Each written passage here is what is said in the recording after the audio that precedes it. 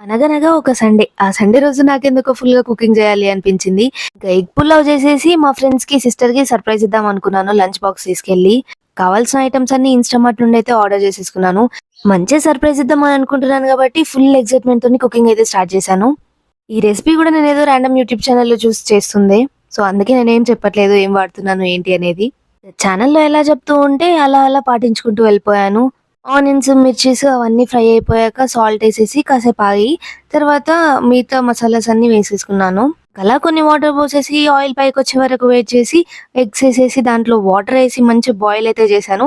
నేనిది చేయడం ఇదే ఫస్ట్ టైమ్. సో, కొంచెం భయంగా అనిపించింది. నేను నానబెట్టిన రైస్‌ని దీంట్లో యాడ్ చేసేసి కుక్కర్ విజిల్ పెట్టాను. ఇక్కడి వరకు బానే ఉంది. కానీ అనుకున్నదొక్కటి అయినది ఒక్కటి బోల్తా కొట్టిందిలే బుల్బుల్. ఏంటి అంత మాడింది చూసాక కూడా ఇంకా రివ్యూ కోసం వెయిట్ చేస్తున్నారా?